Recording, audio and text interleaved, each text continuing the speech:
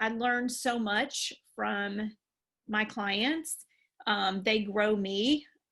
So I definitely love the work that I get to do walking alongside people who are struggling, and sharing in their kind of their journey. It's really life-giving work for me. And so anytime I'm asked to do something like this, it's always kind of exciting because I get to meet some, new people, hopefully, but also help maybe be a catalyst for us to encourage one another and for all of us to learn something new, and to kind of be able to bear one another's burdens in a way that's meaningful and life-giving. So what I would like to do is just kind of, like I said, there's so much I can share. So I'm gonna kind of give us a bunch of information to think about. I'm going to show you some, a couple of slides with some highlighted points that I'll kind of spend some time explaining and talking about. So this idea of looking long-term at the impacts of what's happening with this pandemic. I started back in, I think it was probably April or May, being really curious about, okay, surely there have been some studies done about quarantine and, what this quarantine thing that everybody's having to do and being at home and not connecting with others. Like, I'm a little bit of a research nerd. And so I like to, read journal articles, medical journal articles about things and find out more information. So I thought, well, let me look into this and see what's out there. And I found a really interesting, some really interesting information about just what Hope was mentioning, the long-term effects of people having to quarantine. So this has been studied in other places where either after a nuclear fallout, in a particular place, this happened in Chernobyl, in Japan. There have been places where people have had to stay inside and quarantine for long stretches. And what they found is that there are long-term impacts. And the impacts are similar to any other kind of natural disaster or trauma that people experience. And what was of particular interest to me was the quarantining itself, not being sick, not actually having physical, illness as a result of whatever happened of the pandemic or of, radiation or something like that, but the effects, the mental and spiritual and psychological effects of having to isolate from others and be socially removed from all of the groups and communities in which we typically engage.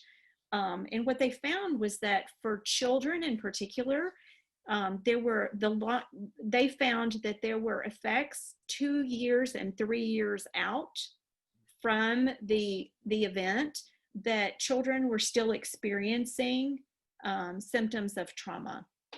Adults tended to rebound better than children. Some of it was due in part to the fact that the younger children were, the less they understood conceptually all that was happening. And as we know with young kids, things get imprinted into our, we have this emotion memory, the amygdala part of the brain, which holds on to emotion.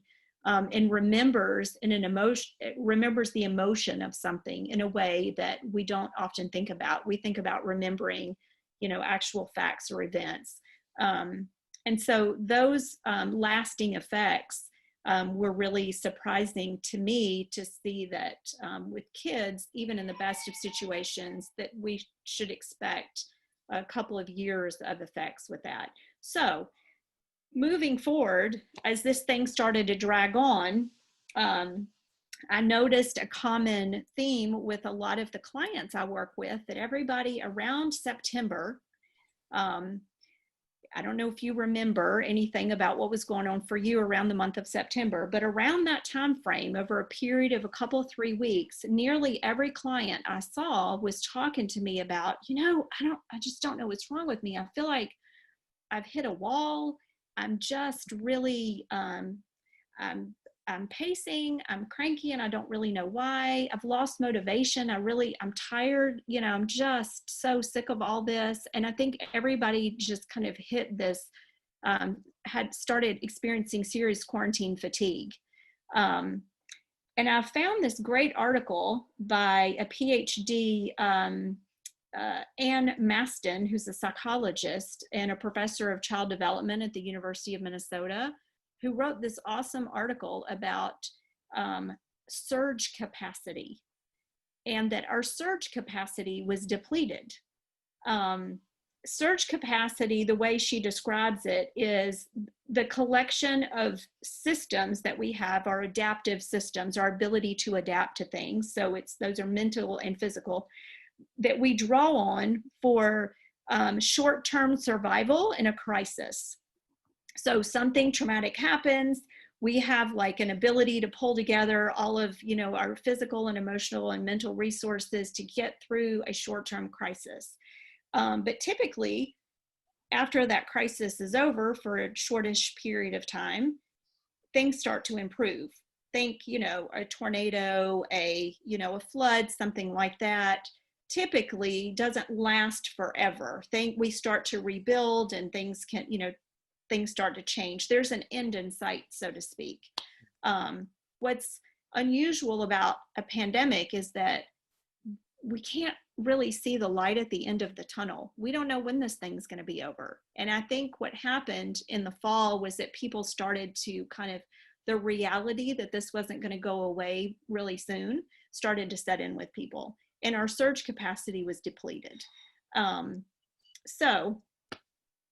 I can link some information about that article. I think it's really fascinating. So I'm happy to share some information about that. Some more info about that if that's of interest to you. So one of the things that has been looked at are the symptoms of quarantine fatigue, because it's now a term, quarantine fatigue.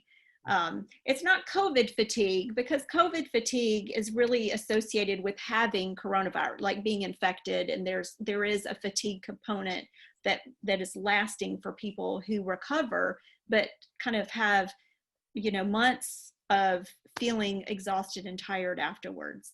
But quarantine fatigue has a list of symptoms, and I won't read it to you, but it is really the same. What's interesting, or probably not of surprise to many of you, is that those symptoms really mimic the symptoms of anxiety and depression. So, it's irritability, difficulty sleeping, either eating too much or too little, being overly tired, lack of motivation, some hopelessness, the list feels really familiar to somebody like me who sees a lot of folks who struggle with mood disorder, with either depression or anxiety. So there's a lot of overlap there. The difference is these are not depression or anxiety in and of themselves. They're symptoms of what we're all experiencing, being disconnected from others. I think the most helpful thing that I could say or share about anything related to this tonight is to really identify grief as being a big component of what's happening here. The reality is that our world, our everyday routine in life has been completely disrupted. Does that show of hands or wave or something, let me know if you feel like that for you, this has been a disruption, a complete disruption of life as you know it. Yes. Yes. Yeah, certainly to me, it feels that way. And we think about grief as losing a loved one or, some significant loss. And there is certainly, that is grief. But grief can also be the loss of kind of our normal routine, the loss of the plans we had, the loss of vacations that were planned, Thanksgiving together, graduations that were missed, weddings that didn't happen in the same way. They're all of just the things of life, ball games that our kids didn't get to go to. They seem small and trivial, but collectively, it's significant because it's part of the everyday. it's not one big thing, but it's a bunch of little bitty things, and added up together, that really that amounts to a lot of grief. One thing that I want to talk about is a way to conceptualize the skills around managing the things that we're feeling, whether it's isolation, anxiety, stress, grief, loneliness, all of those things that you guys have identified. I think about it like taking care of a car. I think my dad spent too much time talking to me about cars. And there are maintenance skills. So the things that we do to keep the car running, like, rotating the tires and putting oil in it and doing all the things that are going to keep it running smoothly. Maintenance versus like emergency roadside assistance things. So this first slide is about the maintenance stuff that we can do to help tend to those things. I like to talk about this in terms of reducing our vulnerability to experiencing negative emotion. Negative emotion being not that it's not negative in the sense that it's bad. It's negative in the sense that it takes something away, and that it's an emotion that we prefer not to experience. So think sadness, loneliness, anger, all those things that aren't really pleasant that we prefer not to experience. So in a way, reducing our vulnerability to those things is a good place to start in terms of not setting ourselves up for depression, anxiety, and the symptoms that go along with that. So that looks like, number one, treating physical illness. What do I mean by that? What I mean is, if you woke up today with your head hurting, well, do something about that. Hydrate, whatever. If you wake up with, a stuffy head because it's winter time and the room gets dry, turn on a humidifier. Do the things that your body tells you it needs to take care of yourself. If you're anything like me and the people that I know, if I don't feel good, I'm going to be crabby, and I'm not going to handle things as well as I would under normal circumstances. So I talk about this like having an emotional sunburn. Anybody ever had a sunburn? Yeah. Okay. I've had more than I care to admit. It's kind of embarrassing. And what I've learned is that as much as I love a really hot shower, it is not pleasant when I've had a sunburn. It just feels not good. If my clothes rub up against me in a sunburn, it feels really unpleasant. When I don't have a sunburn, I don't even notice it. So we have these emotional vulnerabilities, meaning there are things that under normal circumstances aren't a big deal. We might be vulnerable to experiencing negative emotion if we're not tending to those things. So taking care of yourself when you're sick, balanced eating, what does that mean? Well, food is fuel for your body. Some very wise person who we all know said that, food is medicine. We need to be sure that we're eating the right things and eating the right amounts. I know, for example, that if I'm going to eat fried foods, I'm going to feel pretty crummy for a little while afterwards. So I need to be sure that I'm putting things into my body that are going to help me to feel well, that are going to fuel me in the ways that are needed. Balancing sleeping. I think about it like Goldilocks. You want to sleep just the right amount, not too much, not too little. If we don't sleep enough, that's not great. Our brains don't function as clearly. We kind of have difficulty with memory,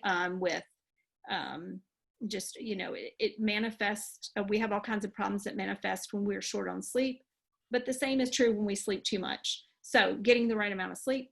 Exercise. I heard a lot of you talk about exercise and getting out. This is really crucial. Research shows that the single most important thing you can do to boost the feel-good hormones that your brain releases is to exercise. When we exercise, the brain dumps dopamine, oxytocin, serotonin, and endorphins. Our brain gets flooded with those feel-good hormones that cause us to have an elevated mood. And when our mood is elevated, we're not as susceptible to experiencing negative emotion. So exercise, exercise, exercise. It doesn't have to be a lot, but it needs to be something every day, as much as is realistic and possible based on your ability. Their evidence is overwhelming when it comes to exercise. So I think I've beat that. The next is avoid mood altering drugs. Well, I think, most of us understand that taking illicit drugs, is not incredibly good for us. But I'm talking about the things that we do tend to indulge in sometimes, whether it's alcohol or caffeine. But drugs that alter our mood are going to make us more vulnerable to experiencing negative emotion. I know, for example, I'm particularly sensitive to caffeine. And if I have any caffeine at all, it will interrupt my sleep pattern. I will wake up with a headache the next day. It makes me kind of crabby. It affects me in a really powerful way. Not everyone is affected in the same way, but certainly there's a lot of evidence to show that caffeine, especially after 2 p.m., disrupts our natural sleep rhythm, something called our circadian sleep pattern. So paying attention to these 5 things is a great way to kind of reduce your vulnerability to negative emotion. It will help you not have that emotional sunburn that I was referencing. The last here, it says plus build mastery. And some of you guys actually mentioned some things about this. Building mastery is the idea that negative thinking negative emotion doesn't coexist nicely with a boost in confidence. That when we feel competent and confident, that place in our minds, that place of being emotionally, isn't very hospitable to negative emotion. So if I can do things that boost my sense of competency and confidence, then I can help keep negative emotion at bay. Does this make sense to everybody? So find something that you would like to build mastery around. It could be deciding that, you've always wished you had learned how to play guitar. No time like the present. It could be that you've always wanted to take a watercolor class. There are all kinds of things available online that we can sign up for and learn to do. I think you could probably learn how to build a car on YouTube. I don't know. I think YouTube can teach us how to do almost anything. Yep. Mm-hmm. So build mastery in an area. I'm the least athletic person I know. And so the example that I like to give for this is that a few years ago, I signed up for a triathlon. I do not know what possessed me. It felt like something that I should do once in my life. And it required me to take swim lessons and to do all of these things, but it certainly did build a sense of competency for me and boosted confidence. And I found that I felt a lot better having learned to do these new things. And it wasn't nearly as scary as I thought it'd be. So I talked about, those as being maintenance skills, if you think about taking care of a car. And so these are more skills to use in the moment to help manage all of those things that we've talked about around quarantine fatigue and so forth. The next one's more about isolation and loneliness. This one's more around the anxiety and sadness and depression sort of stuff that shows up for us in the middle of this quarantine. So these coping skills are meant for us to use regularly, but they can also be really effective when we feel ourselves kind of overwhelmed with any kind of stress or sadness. The first one is listen to your body. I just believe that God created us with this physical and innate wisdom, and that if we will just listen, that we can really can learn to be kinder to ourselves, and we can influence change for ourselves, and we can find a way to move through the world in a way that doesn't feel that I don't know, that feels peaceful. I don't know how else to describe that, but it requires listening to your body. It requires being in tune with what's happening inside yourself. I'm not very good at this. I have had to work really hard. It does not come naturally for me. And so one thing that I've found super helpful is to every now and then do something called a body scan, where I just sit down, and sometimes I do a guided one because I do a little better if I have some, a voice telling me, okay, check here, check here. But the idea is just to sit comfortably and start with your toes and work all the way up to the top of your head, and kind of check in with your toes and the arches of your feet and your ankles and your calves and and work your way up and just kind of check in. The idea is just to be in tune and observe what's happening. Where are you holding tension in your body? Where is stress lodging itself? Are you clenching your jaw? Are you living with your shoulders up near your ears? Is there pain in your back that you just haven't really paid all that much attention to, but it's there? And the idea is just to notice it, to pay attention, to notice it, and then try to relax those areas. Don't judge yourself for it. Don't try to, the idea is really just to be in tune and listen. That's a really good, doing a body scan is a really good way to begin doing that. There are other things that you can do, but to me, that's a good one. But notice what's happening. Another way to listen to your body is to listen to your thoughts. So what's going on in your head. If I'm honest, when I'm not at my best and when I have an emotional sunburn in an area, when I'm not really taking care of those maintenance skills as well as I should, my thoughts are not very kind oftentimes. And it's more often than not thoughts to myself. I'll get frustrated with myself and say things like, oh, I can't believe I've done this again. I'm so disorganized, or I'm so this, or I'm not very gentle in the way I talk to myself. And I may not be very gentle in the ways I'm thinking about other people. So a couple of y'all mentioned like some frustration, some anger. I heard Stephen say. Someone else was talking about, feeling some judgment towards others in the ways that they are paying, not really taking seriously protecting themselves and those around them.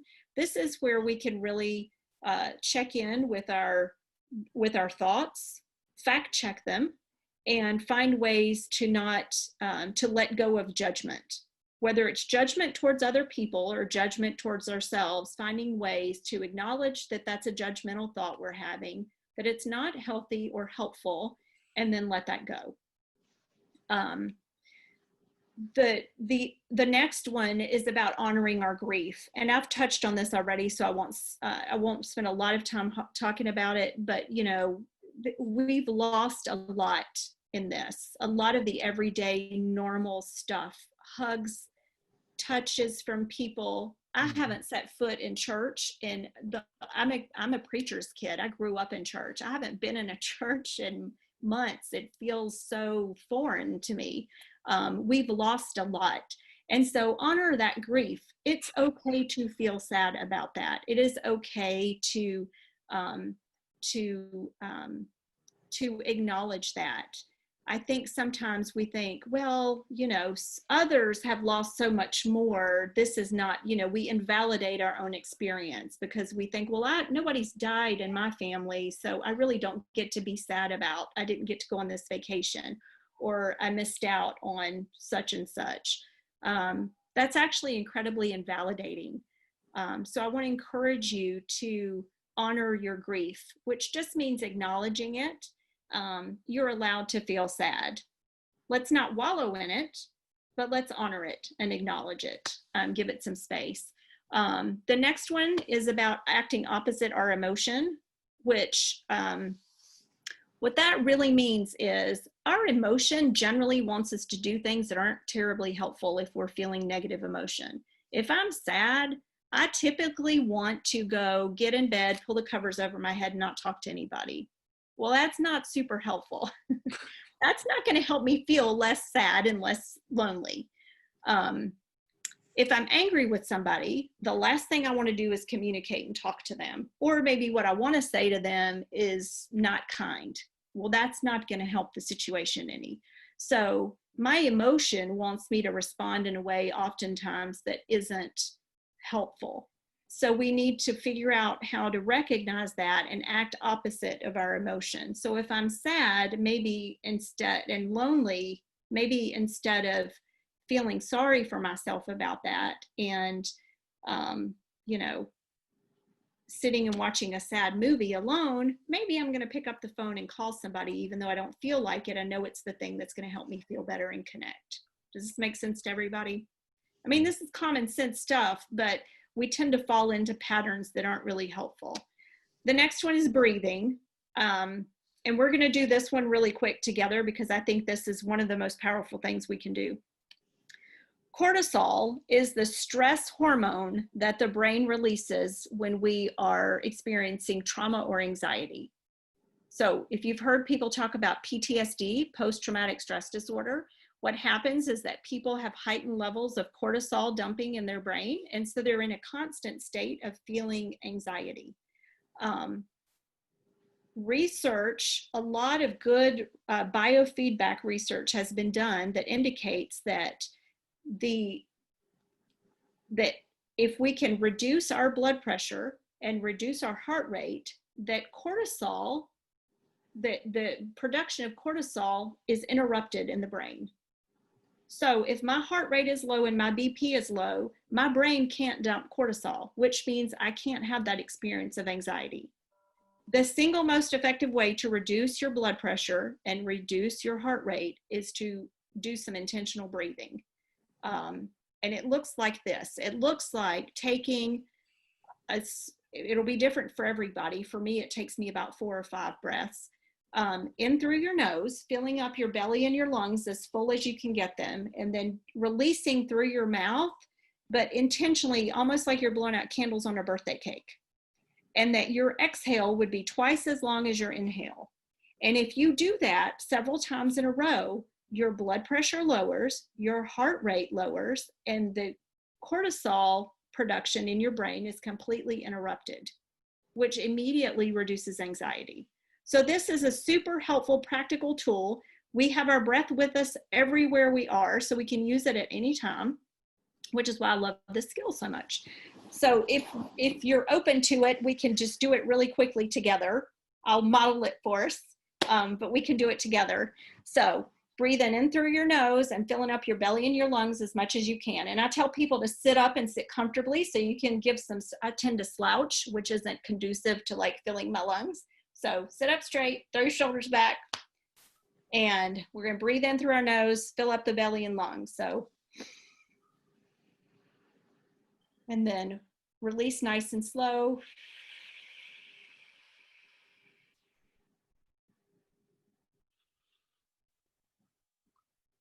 Then we can try it one more time. In through the nose.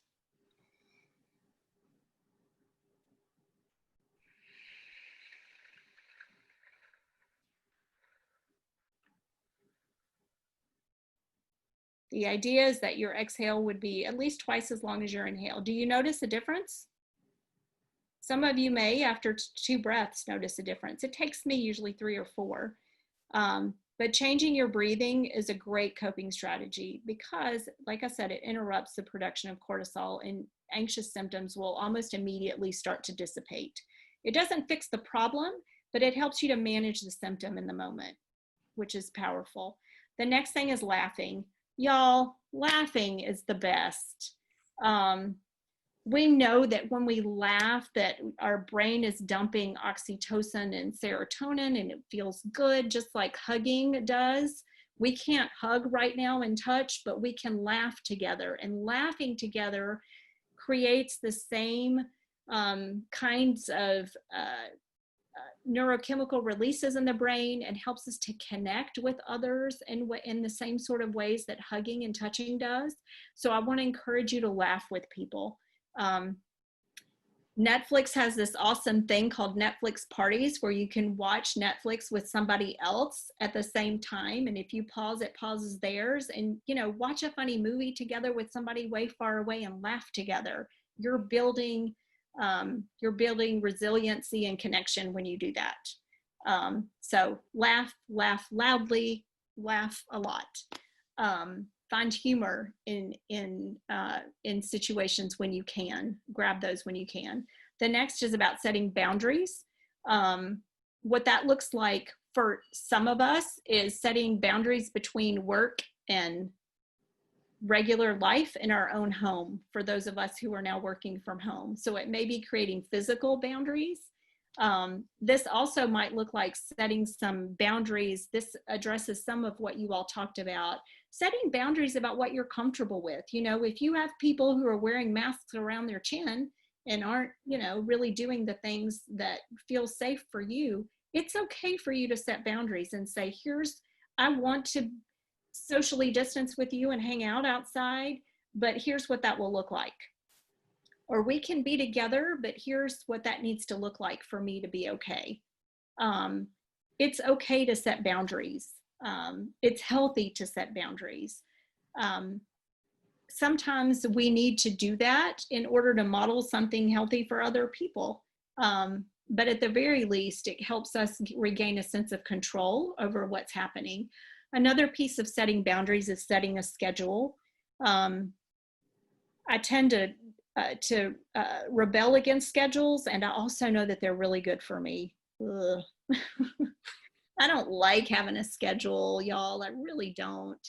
But I've learned that if I have things planned, it gives me something to look forward to. It helps me to have some structure, and structure creates a sense of dependability and predictability that causes us to feel safe and secure. When things are unpredictable and up in the air, it increases our sense of instability and insecurity. So that's another piece of setting boundaries.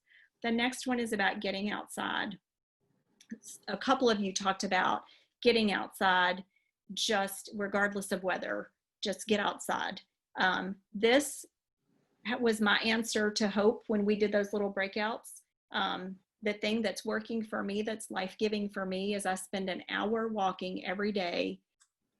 The only exception is if it's raining. It doesn't matter. I've walked when it was 28 degrees outside. If I don't get outside and walk every day, I think I probably am going to lose my mind. So get outside. There's, again, a ton of really good research that talks about being outdoors and the benefits. And it's not just about being outside, it's about being in nature. So what's been interesting in the research I've read is that really there's something really powerful about being, whether it's gardening. I heard some people mention gardening. That was great at the beginning when we could garden and stick our hands in the dirt. I love to garden and plant as well. But being in nature is life-giving in the truest sense of the word. So much so that hospitals and nursing homes have created plant rooms where they can take patients or residents to go sit in a room filled with green plants, because it boosts, first of all, it increases health outcomes, and it also boosts mood. So it has a really powerful effect.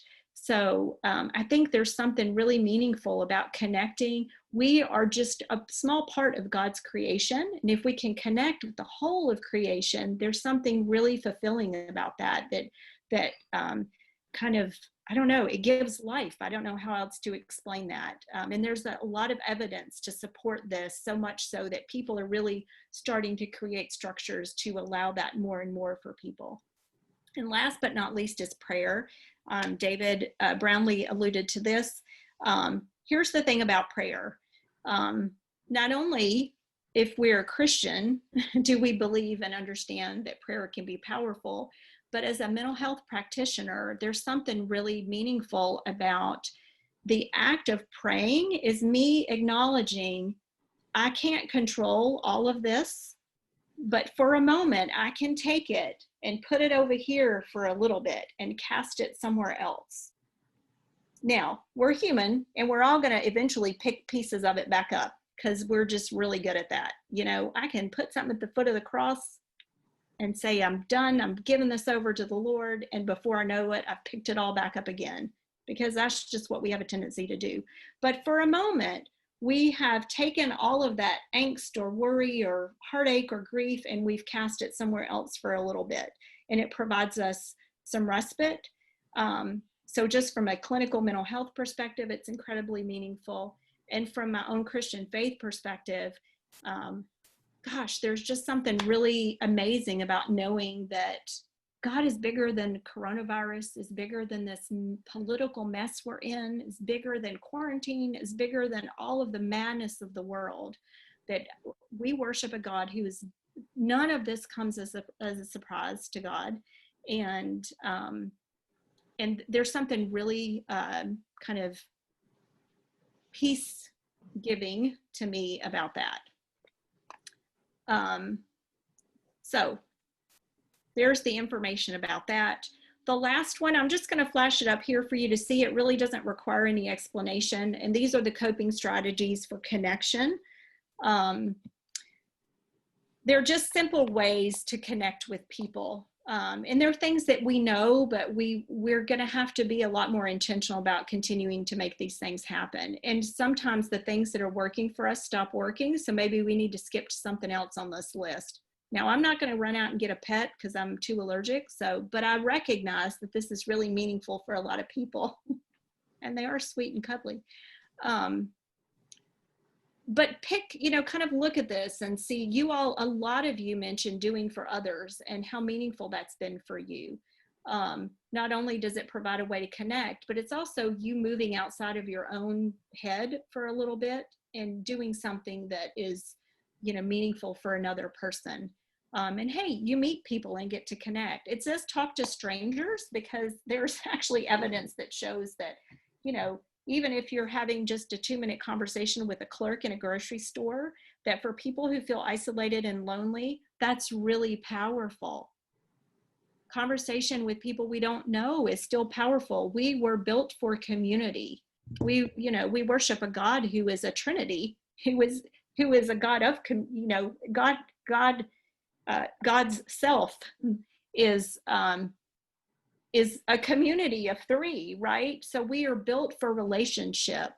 And that, I think, is what's been so hard about all of this for most of us, is that our natural paths to community and relationship have been disrupted in really, significant ways. And so we're going to have to be super creative about how to find new ways to engage and build community. Join a club or a group. Sign up to get visits from a volunteer. If you don't have family here and you don't know, there are all kinds of awesome organizations where you can call them and say, hey, I need some visitors. And they will send people. And right now they do kind of some of what somebody suggested, because our neighbors, I've seen it at our neighbors. Somebody drives up in the car and they put little chairs in front of their car and they talk to our neighbor on her porch, and we hear the conversation because they're kind of yelling a little bit, but they have visits from somebody that they've scheduled. So these are just a few ideas about things that we can do to decrease isolation and loneliness. I dumped a lot of information really fast. Thank you so much, Lindsay. You're welcome.